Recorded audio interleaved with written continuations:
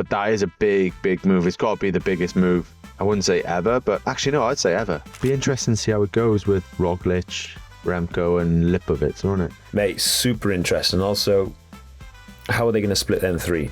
Surely, if you've spent all this money on someone, he's got to go to the Tour. What's occurring, bud? What's occurring? Brought to you by ROUVY.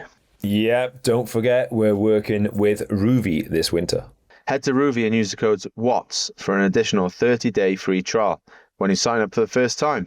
The code is valid for single, monthly subscriptions and new subscribers only. ROUVY is on a mission to bring the indoors to the outdoors, connecting you with real routes from around the world to your home. And our What's Occurring group rides are live now every Wednesday, 6:30 UK time. Get signed up and join our community on ROUVY. So, use the code WATTS for an extra month on us when you subscribe to ROUVY for the first time. Cheers. What's happening, Bert? What's going on? This and that, mate. We had a great camp last week with the team. We had a week in Chambéry, not with the riders, just with the staff. 20 of us sat around a table. Yeah, so a busy week, mate. But before that, we had a great show, didn't we? We did, yeah. It went down well, didn't it? I didn't really know quite what to expect, to be honest. But I think, you were good for a start, hosting it, mate. Cheers, mate. With your, cheers, mate. With the flow, and you had George Boy in your ear, and asking you questions, keeping it going. So that was good. But obviously, Rod and Mike Bubbins was appreciate them coming up on stage, wasn't it? It was it was good. I enjoyed it, and I think the main thing is if we enjoy it, then hopefully other people enjoy it. You know what I mean? Because it's just like if you're there, like, oh god, this is hard work, then it's going to show, innit? Yeah. No, I mean, I spoke to a few people, and I think, but also people who are good enough mates who would say if it was a bit flat or a bit, and everyone I spoke to said they loved it, and it was, it was your night. I think it was great just to give you that final last hurrah before you go on to a new adventure. But no, I think it was a really nice evening, mate. Yeah. And as we said in the last pod, the fact that all those seats were taken up by people that had paid to come was a bit of pressure, wasn't it? But no, it was good. It was good. We kept it was the usual sort of just laid back, say it how it is type of vibe on it. But yeah. Well, I think we had the original plan through, didn't we? And it was, I think we put an hour aside to kind of rehearse and go through it and take it all in. And that ended up being about 12 minutes. We kind of ran a bit short, and we had some books to sign and what have you. But off the cuff, batted out. But mate, so should we get into this? Just to give the general what this pod's going to be about, and should we get into it? Let's do it. So it's about transfers. I was going to say obviously, but not obviously. But it's been a big year really. When we had the list through, didn't we, of the transfers that have happened, and I kind of forgotten about some because they seemed like so obvious for so long. So jumping straight into it, Remco. I forgot the Remco transfer was this year.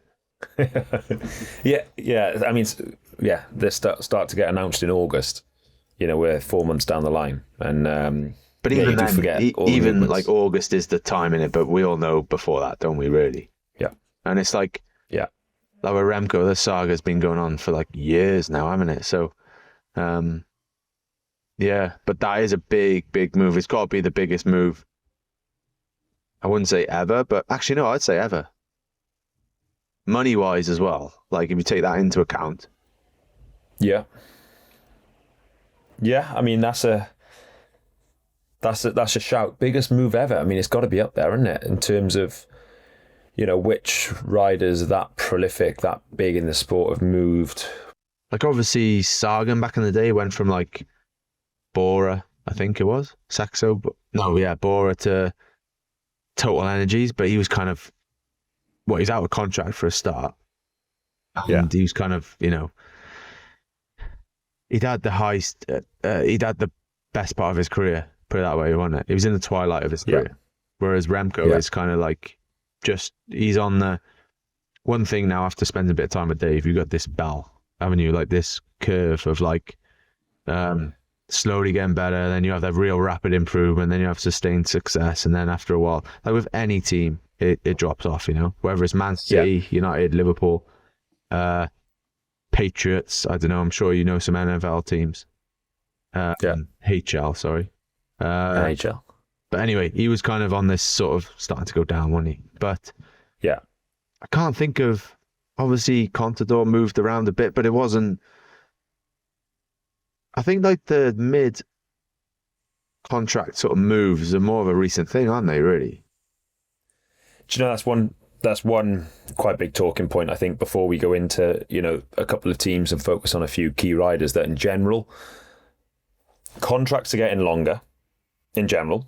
You know, when we turned pro, 2 years was standard. 1 year wasn't out of the blue, even for an experienced pro, and 3 years was a very long contract.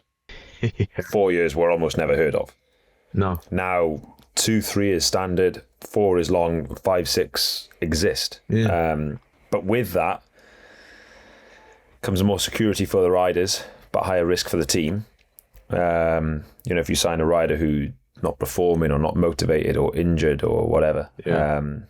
But then if the rider's not happy. Yeah, I was going to say, even for the rider, it's risky, really. When you think like someone coming up and like, you know, oh, let's get him in for 5 years because he's going to do something special. But if you got Pog in your team, or you know, someone else, you know, it's risky for the rider, isn't it, as well? I've always been a bit baffled with that. Like, it's different when you're, say, me and say, I don't know what year, say after winning the Tour, if I'd signed 5 years with Sky at the time, INEOS then, you could kind of see that as like, okay, a few more good years and then sort of stop.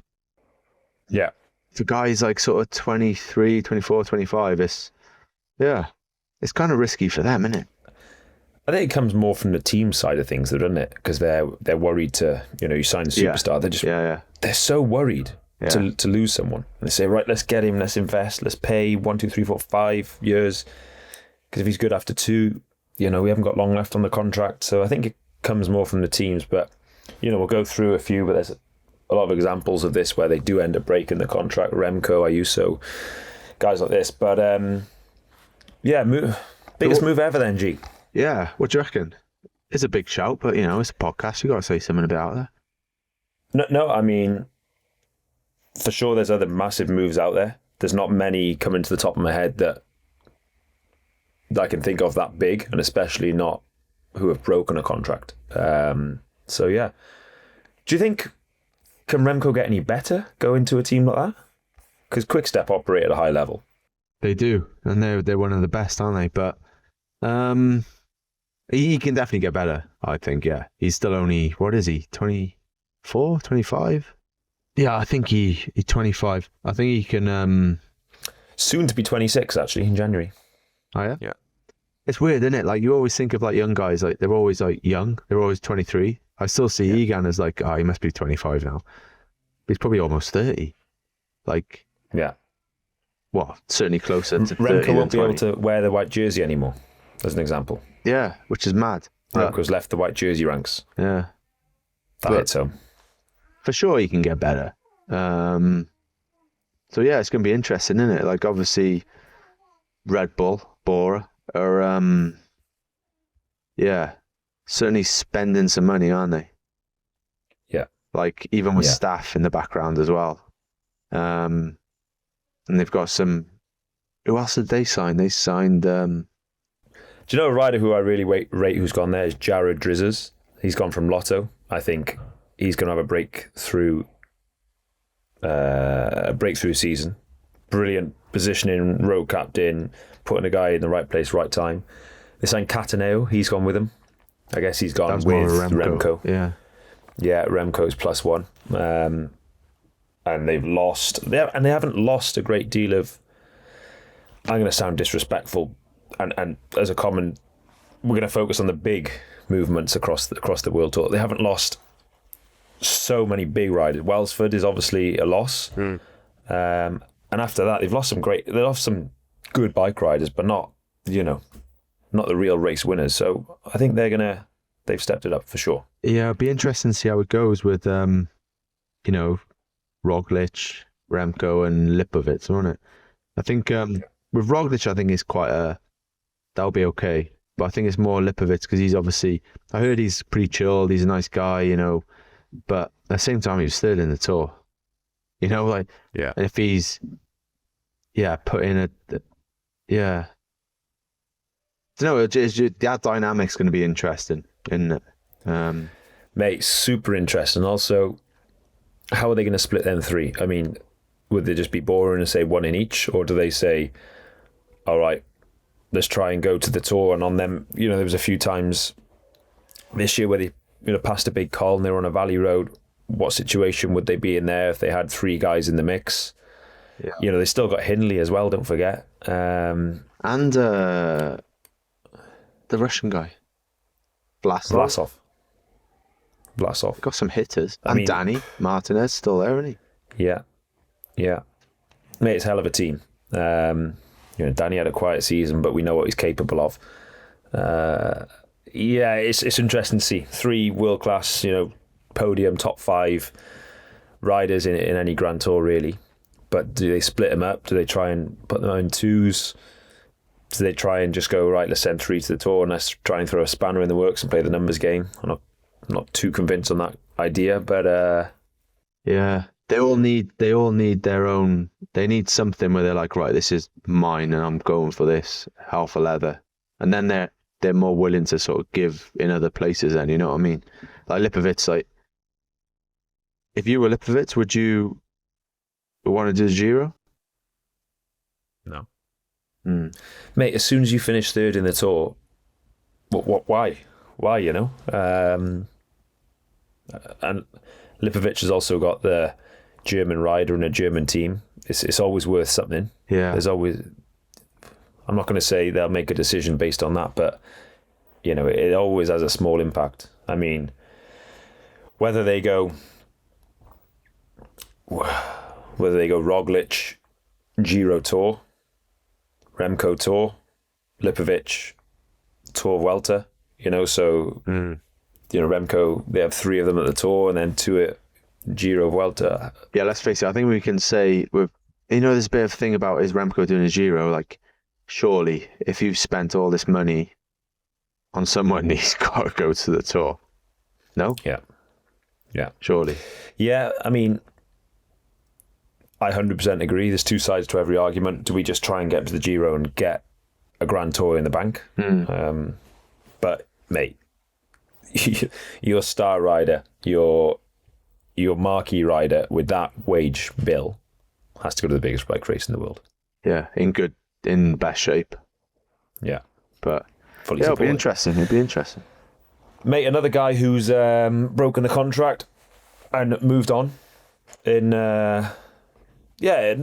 it seemed like there was a bit of controversy there. You know, I hope it's all worked out for them. But Ayuso to Trek. I mean, Trek, one of the best teams in the world. You know, they perform in the classics. They go and win sprints. They go and win, you know, multiple stages with Pedersen. But, you know, lacking the GC in the GC ranks, really. They have Skelmos, Ciccone, who's going down a bit of a different route. He said this year he doesn't want to ride GC and Grand Tours, so it seems like that team was so well rounded, but the one part of the puzzle they were missing was a world class GC guy, and now they got it. Yeah. I think slightly different to Remco in that UAE were probably more willing to let Ayuso go than Soudal let Remco go, really, because Remco was the team, wasn't he, really? But yeah, I like Ayuso, mate. Like, I think he likes you as well. Does he? Well, of course he Remember? does. Didn't he say he wanted to ride? That was him, wasn't it? No, that was Almeida, mate. Oh, okay. Yeah. But he probably likes you. Just go with it. Yeah. Almeida, sorry, yeah. No, but I think he wears his heart on his sleeve a bit, doesn't he? He's obviously a quality bike rider. Like, I don't know him well, but from what the interactions I've had with him, he's just like a young, what's the word? Pitbull. Yeah, he like a bit aggressive, like wants to get stuck in, wants to win some races, like ambitious. That's the word. It took me so long to think of that. So yeah, no, I think that will be interesting. Yeah, because obviously you got Teo in Trek, who's sort of coming back from his injury. He was a bit up and down, wasn't he, this year? Like, Yeah. but that's what it's like when it's after a big injury like that. You know, look at Egan, Froome. They both less so Froome, but Egan, like, you can go well, but then it's just a little setback, and it's just hard, isn't it? Like, it's so fair play to Teo for that. But I think, you know what, he'll have some decent boys around him, Ciccone and that. Yeah. Yeah, that'll be interesting. And you can, let's be honest, you can 100% see why he did it. It's clear as day. You know, you got. Yeah. We don't have to go through them all, but all these GC guys who he's just going to be one of many. You know, he's finished third in a Grand Tour, fourth in a Grand Tour in 22, 23. Last few years, he hasn't really had the full support in a Grand Tour.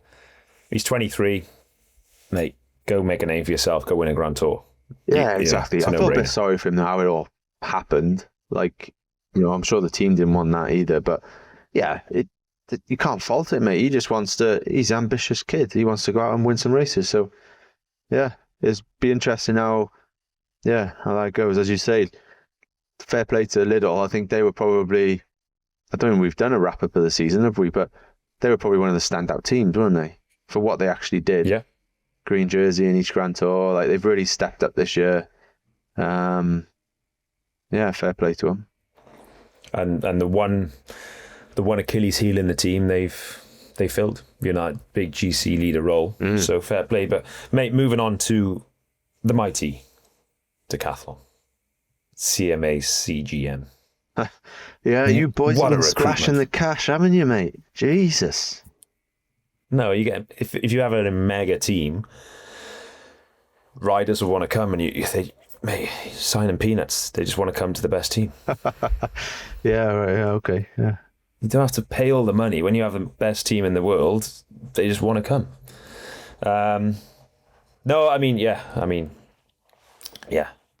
We've I think we've signed some great guys. I mean, Coy is the marquee signing. I believe he's up there in the top category of best sprinters in the world. You know, whether he's the best or whether he's second or third or fourth, he's in that category of top rate sprinters. Yeah, he's great, isn't he?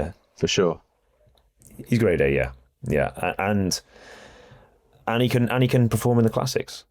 You know, he's finished second in Kern this year. His classics were cut short, but with a crash in Gent-Wevelgem. But going onto the Ploegstraats, the gravel streets in Wevelgem, there was Mads Pedersen attacking. There was one guy left on his wheel, and it was Olav Koy. So I think whether he can win or I don't know how far he can go, but he can certainly perform in the classics, which is, you know, he's not just a one-trick pony. So he's the big guy. For that one, yeah. In that classics, boys. Get him in, boys. Get him in. And then another classic guy. Classic / Grand Tour, Benoot. Yeah. He's quality, Benoot, isn't he? He's one of those boys that are like, well, he's won some decent races, but he is just always there in the top 10. Like, throughout the season, he's just, you know, you can tell he's super professional. He knows what he's doing. He does everything right. And yeah, fair play. That is a good signing because he's got some good experience and everything, haven't he? Yeah, I had a call with him yesterday actually, and started the call. I said, all them years, a few years ago in the classics, who would have thought that we'd be having a phone call, me a DS and you a rider in what was at the time AG2R. But yeah, he's a guy who, you know, is there or thereabouts in the classics, the Ardennes, in the Tour. He plays that, you know, great road captain role. He's there. He's great on the flat. He can suss out a crosswind. He's there on the medium mountains. He can infiltrate a breakaway. So another good signing. And then, you know, there's some depth behind other signings as well. We got Riccatello, come from Israel. White jersey in the Vuelta this year. Yeah, white jersey in the Vuelta. Case Ball, Dan Houle, another guy from Trek. Dan Houle, it's really exciting. Case Ball from Astana. Robbie Geese from Alpecin. Antoine Lott comes from the Conti team. I'm definitely missing someone. Tobias Lund Anderson from Picnic. And the last new guy we got is Gregor Mulberger that support role in the climbs. So another solid guy. So yeah. I mean, I'm not on the recruitment committee within the team. I speak to a few guys about riders and stuff, but yeah, I think they've done well. It's exciting. What will happen, I don't know, but certainly exciting going into next year. Yeah, for sure. And that Dan Houle, he won TT in the Giro, no? This year. Yeah. Yeah. Not a fair play. It's a decent. There's a lot as well, isn't there? 9. Yeah. 9 new boys. So no, it should be solid. I'm looking forward to it. Trying to catch up with them now, but then see them in person. December camp. So yeah, looking forward to it, mate. But moving on, INEOS, Mr. Vauquelin, the marquee signing there. Yeah. Oh, Kevin. He's down here in Eastway as well, so I need to do a few rides, get a bit fit, and then go out with him for a bit. Just get out for an hour, or maybe just meet him at the cafe in Nice, and then crack on. Mate, don't do it to yourself. Just meet him at the cafe. Well, I went out on the bike today, actually. I saw Dan Houle. Speaking of Dan Houle. He's moved down, hasn't he? Moved down to Monaco. Yeah. So, no, but Kevin, I think, for a start, a great signing. The only thing I would say is just be a bit, not heap the pressure on him, He's obviously coming from a French team. I guess he's only been in French teams so far. He had an injury end of last year. For sure he's going to be keen. We're all keen, aren't we? You all want to, especially when you move to a bigger team. I don't think I'm for sure. saying anything there. Going from Arkea to INEOS is a step up, and then obviously the British sort of culture and stuff, and from the French is different, and so it's a lot of change, and having that injury, and just he might be keen to just rush back, and he wants to do well, and so it's just like making sure he's comfortable really and doesn't feel that pressure is sort of where I'm at with it. And then obviously when it comes to racing, he's been second in Flash a couple of times. He obviously did what he did in the Tour, so it's kind of one of them where it's 7th in the Tour GC, but he cracked a little bit, didn't crack but struggled a little bit in the third week maybe, but did a great time trial on the Tour. Yeah, exactly. Potential is there, whether he ends up being a full-on GC guy, or sort of Ardennes and then more weak GC, or ends up going full-on Grand. It's all up in the air, isn't it? So I think it's exciting for him and the team really to get stuck into and see where we can take it. Obviously, you want him to be, fulfill his potential is the main thing, get the most out of him. And world's his oyster, mate. When you think back, when you're that age, you never appreciate it at the time, do you? Like now when you're stopped and you look back, like, wow, they were great times. Like you did enjoy it at the time, but at the time you don't really realize how lucky you are really in a way to just be doing what you're doing and just enjoying it. And so, see what he can do. And go Don, we snatched him off you boys, didn't we? Yeah, great signing, mate. Lovely bloke. Yeah, great I don't know rider. him so much, but just knowing him as a rider, like results-wise, he's a quality rider, isn't he? Fast, can climb, seems a good bloke in the team, and so super relaxed, great to work with, very low maintenance, just turns up, clips in, and gets shit done. That's what you want, isn't it, from that type of rider? Yeah. Like he can get results as well, but he's like just solid. You need those type of boys on the bus, don't you? And he can win. And there's very few riders. There's less and less winners in the sport, and it's because the top few are greedy and they win everything.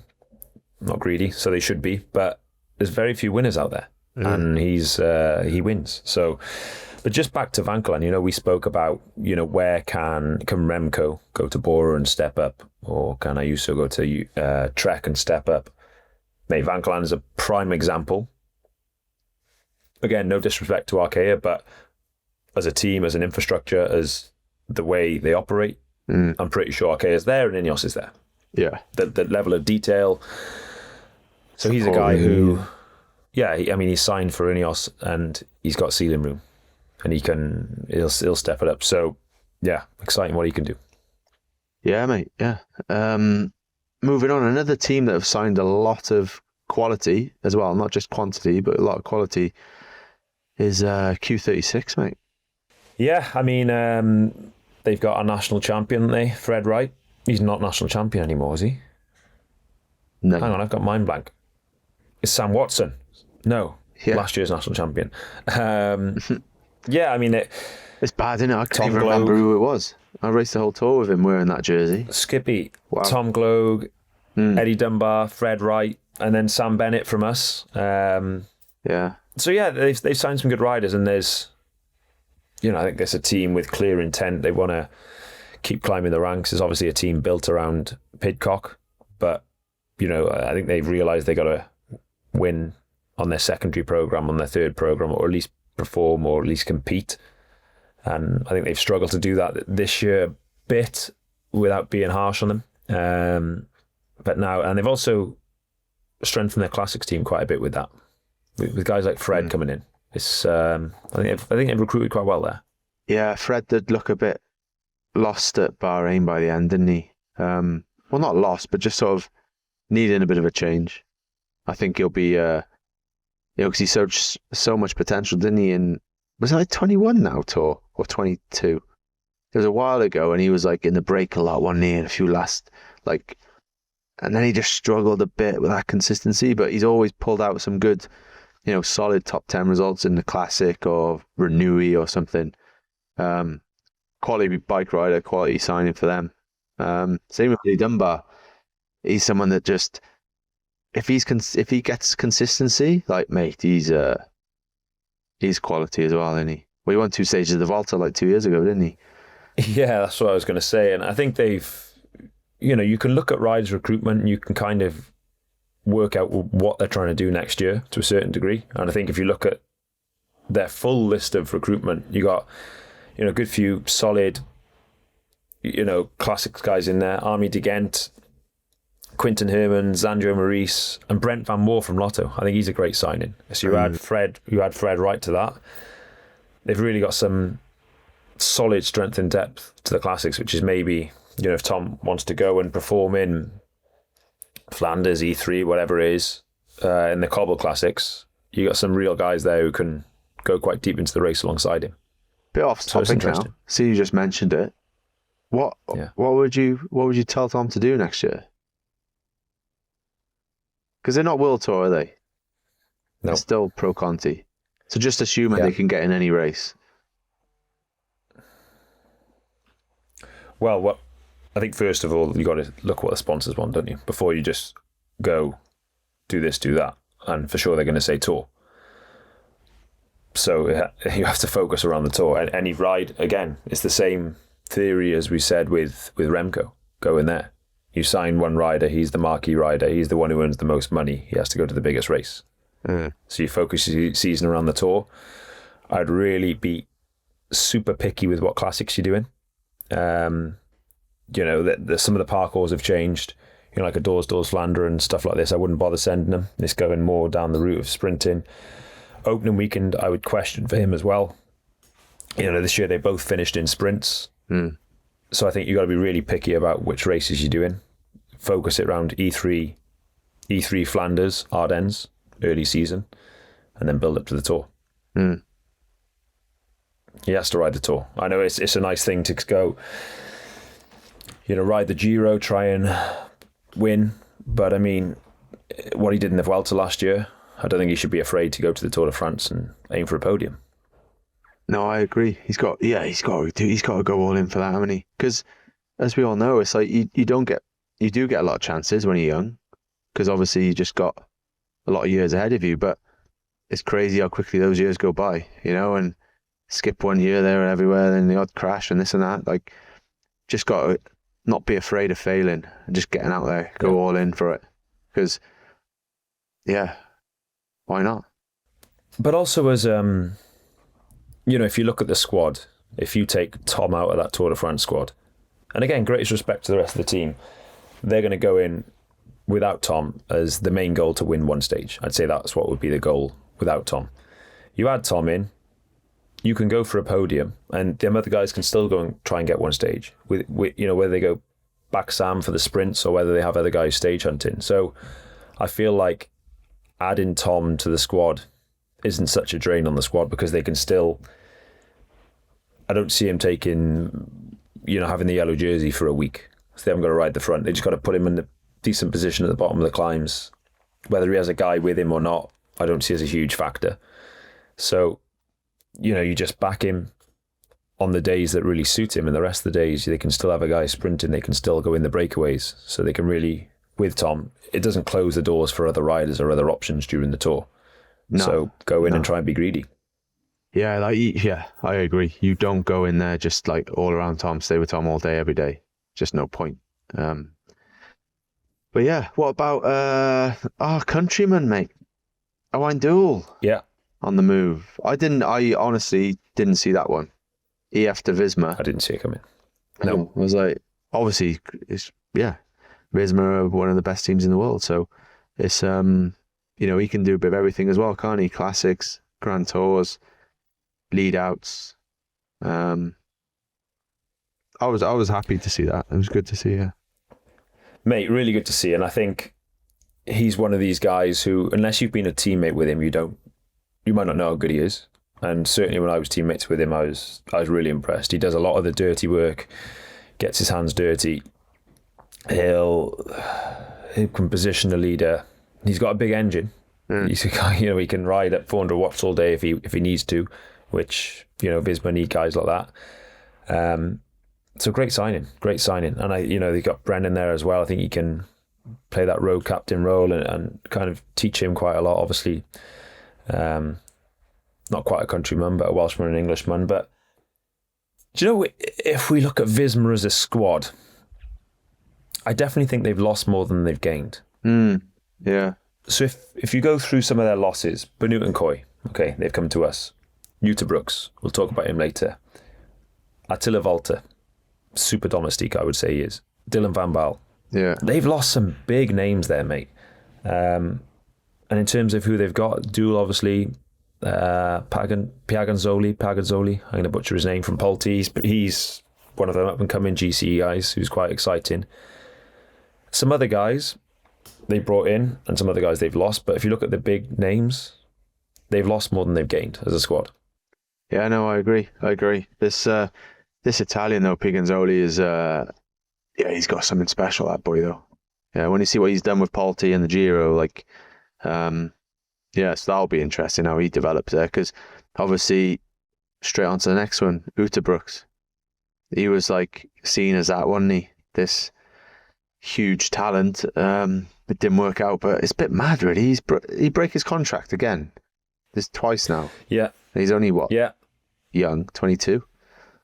So 22.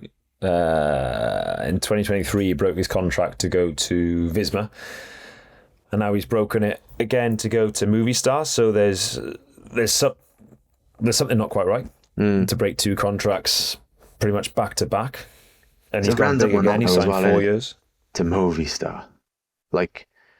No disrespect to Movistar, but they're not what they were, and for him as well, it's so the culture, the difference, and they might work out a treat though. But that's another one I definitely wouldn't have seen that coming. No, I mean a lot of Belgians spend quite a lot of their winter down in Belgium. A lot of them have apartments down there to spend a lot of the year. Down in Spain. A lot of them speak. Yeah, and a lot of we've got a couple of Belgians who do that in the team, and they even speak Spanish. So I don't know. I might be putting 2 and 2 together and getting 74 there, but it's not the obvious move, but to break 2 contracts back to back, there's something not quite right. Whether it's the character, I don't know. I'm thinking more just the culture wise as well. From what I've heard, he's quite young Belgian,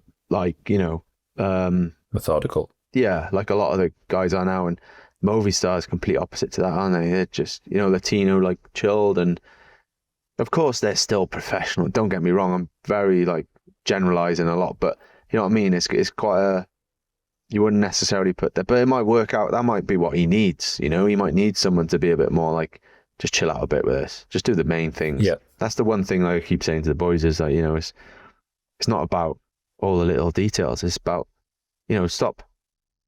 You're building a house and all you're worried about is what tap you're putting in. Worry about the foundations first, mate. Get that concrete down. Get those walls and the plumbing and the electrics done. Then you can worry about what, tap and what hinges you got on your doors and all that type of jazz. Yeah. You know what I mean? Like, so.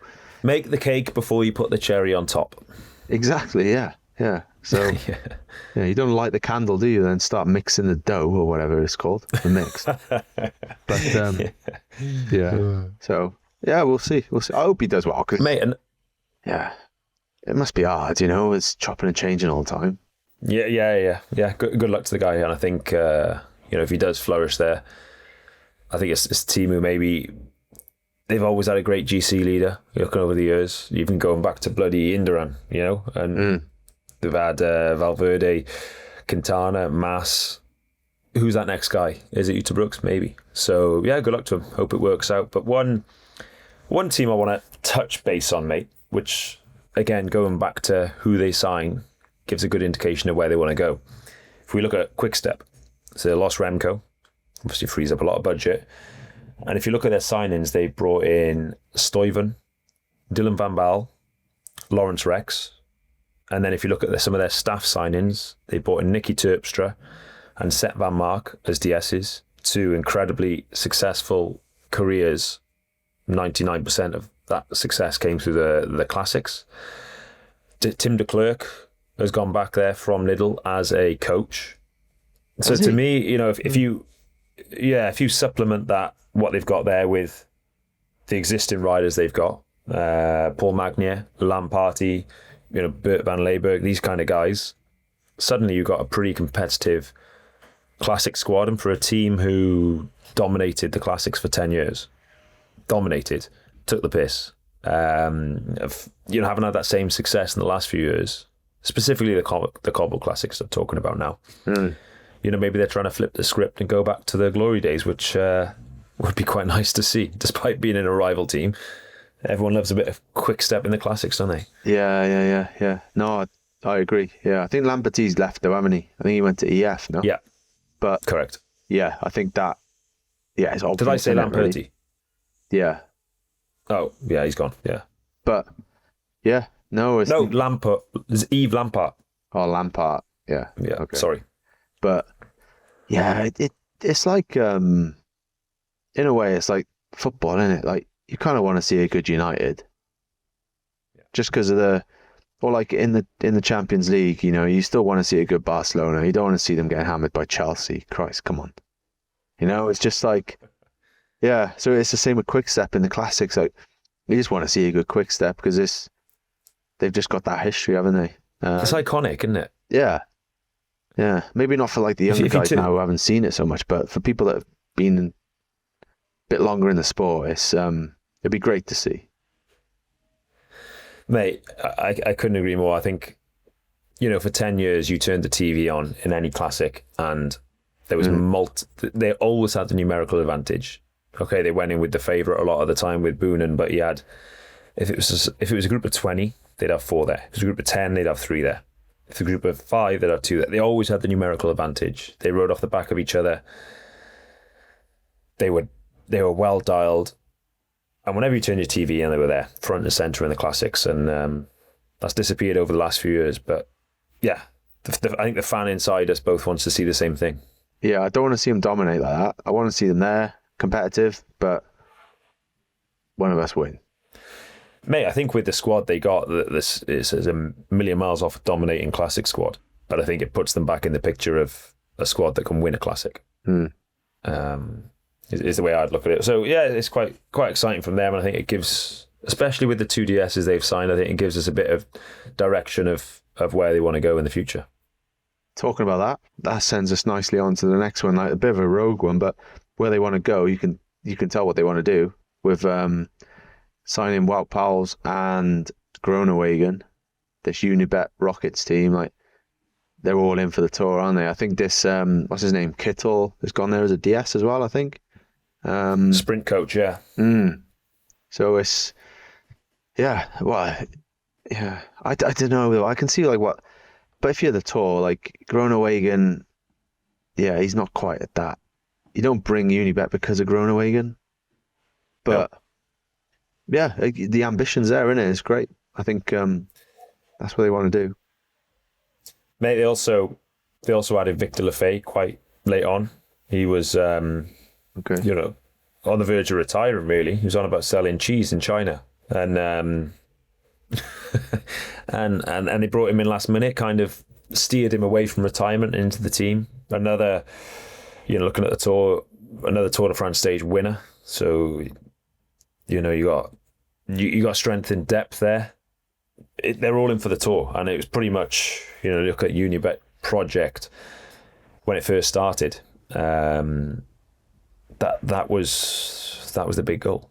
How do we go from where we are now to riding the Tour de France, which they're on the brink of it. They've done enough. They're in top 30 in the World Tour rankings, which means they can get a can get a wild card. See, I don't want to be negative now, right? But being brutally honest, I only really knew about him in Tour Britain because I was there and they were there. Like This year in Tour Britain? Yeah, I'd already heard Really? bits about them because they're like YouTubers, aren't they, or something? They all came about, or like no disrespect at all, but I still think it's a big ask to go to the Tour. Like I don't know how many wildcards there are. Is it 4 or 5? Obviously, you got a load of French teams. You got like Q36. There's 3, I think. Is there only 3? Well, don't they? Isn't it to the top 2 Conti teams get an automatic invite? Oh, okay. And then 3 wildcards after that? Yeah. I think. It's like, they do no X go up? Or are they still Pro Conti? It's a World Tour. Yeah. No, they're Pro Conti. Yeah, so then you got them, you got Q36. Tudor, are they still Pro Conti? Yeah. Shows what I know, doesn't it? There's a lot of good teams, plus throw the French ones in there. I'm not saying it can't be done. I love the There's ambition also one and the less goal. French team, don't forget. There's one less big French Conti team with Arkea gone. Yeah, true. Yeah. So, no, it'll be, yeah. I want to see everyone do well, to be honest, without sounding like a bit boring, but, Such a nice guy. But I've never heard of this team, but I want them to do well. well, I know him because of Keep Maldy as digging. well. It was a DS there, and he's a fellow Welsh lad, Commonwealth Games medalist. Shout out to Maldy. Yeah. But no, yeah, can't fault it. Like, it's just good to see some real big ambition and goals and go for it. As long as there's a bit of substance behind it as well. Like, Yeah. I could say I want to play football for Arsenal, but never gonna happen. But they're a lot closer than that. So, Amen. I think one final team to touch on, unless you got more to add on, is Israel, now known as NSN. Don't know what that is. I know what MSN is. Remember MSN Messenger? great that, yeah. Talking to all the chicks after school. Anyway. Yeah. Yeah, it's like changing of the guard in that team.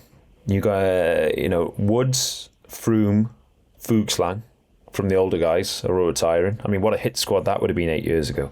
And then the turnover continues there, really, with Derek G up in the air, with Riccatello coming to us. I think he was potentially their best rider this year. Ackerman going to Jayco. Bloody hell, Jacob. yeah. Who have they got left? Ackerman to Jayco. Like, Stevie Williams. yeah. Stevie Williams. I mean, they got the addition of Lewis Askey. I mean, solid rider.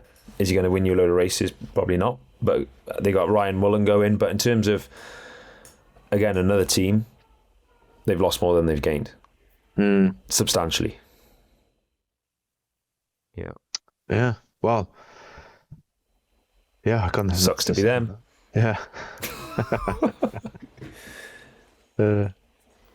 Yeah, so, mate, biggest winner and biggest loser in the transfer market. What? And let's not forget, it's not finished. Yeah. People can. There's still teams with spaces. There's still guys can come and go. We're still. Do we really know what's happening with Intermarché and Lotto? Lotto, no idea, mate. Yeah. Do we know 100%? No. So I think a lot of teams have got a few places left. Mm. You know, pick up where riders are going from there. There's rumours of Girmay, if it all goes tits up, go into Israel as well. Yes, that was the one. I knew there was someone going there. Yeah. Yeah, I think if that merger goes wrong or there's clauses, I think he could go to Israel. So we could have he'd be the star of the show, wouldn't he? And he'd have a huge impact to that team. Well, I don't know if they recruited the best, but I think the team with the most pressure is Red Bull. Even the background staff, they changed a lot. They spent a lot of money. Like, they've got to perform, haven't they? Yeah. Like, I don't think they've blown everyone out the water, surely, with what they've spent and the changes they've made. So, I mean, I would agree on that, and I can maybe jump in with maybe a losing team. I would potentially Picnic. If you look again, just simply in and out Tobias Lund Andersen, Bardet, Kevin Van Mark. You know, Tobias Lund Andersen and Bardet, two big riders in the team. They've obviously still got Oscar Onley. And in terms of who's coming in, there's some solid bike riders coming in. But to that level, no. And for a team who won 4 races this year, yeah, I don't think there's a huge lot of substance on the way in. yeah, true. It's just, it's tough, isn't it? There's like, yeah, not everyone can, well, have the budget for a start and then sign who they want either, can you? Like, you know, yeah, when you're a bike rider, you're only really worried about yourself. You don't really think about all the politics and the whole jigsaw puzzle that has to come together to get it to work. But yeah, because even when you're like, as a rider, you're like, why didn't you sign that guy? That guy's so good. Like, bring him. But it's, yeah, everything has a knock on, doesn't it? And stuff that's happening affects what. So yeah, but it's the only thing I'd add is a lot of what we're saying here is on paper. We're looking at names and what they've done, and you can only judge someone's future by what they've done in the past in terms of how you think the season will go. But I think there's, you know, hopefully a team like Picnic can come out and surprise us. You know, there's a lot of, you know, creating a culture and a group of guys who will go the next level and be that ultimate teammate. There's a lot, you know, with Bora. They got 3 amazing leaders. It could be fantastic. It could all go tits up. So on paper, yeah, you know, a lot of stuff looks pretty, and on paper, a lot of stuff doesn't look so pretty, but it doesn't always transpire. So we'll wait and see. Yeah, no, I agree. And it's one of them, innit? It's like, that's what makes sport so good, because it's so unpredictable. Like, you think, you look at one rider, like, if he goes to his best, then he's got a real good chance of winning X, Y, and Z. Or it could be a guy you don't even think of, and then suddenly just boom, boom, boom, boom, and then, you know, like, who's the guy that went to Visma now, the French guy who had an incredible 1 or 2 years, and then he did Laporte. Yeah, like Laporte. Like, you wouldn't really seen that coming, but then went from Cofidis, went amazing, and then obviously he had a bit of health issues or whatever. But yeah, it's going to be interesting. And mate, like, rewind 12 months, would you have said Lipovic finishes on the Tour de France podium? Never in a million years. Would you have said Oscar Onley? Never in a million years. Even Vauquelin having the tour he had, you know, is maybe not never in a million years, but it'd be like, poof, really? Yeah. So million years was a bit strong there, but yeah. So it's, I mean, it's a great thing about cycling, isn't it? Well, we shall see, won't we, this time next year? But I also just said Oscar Onley finished on the podium. He didn't. He finished 4th. We knew what you meant, mate. Before I get shot down by all you Twitter knobheads. All right, then. Well, I think that was a good one, mate. All right then, but nice one. All right, but until next week. Ciao for now. Ta-da, boy. Ta-da, ta-da.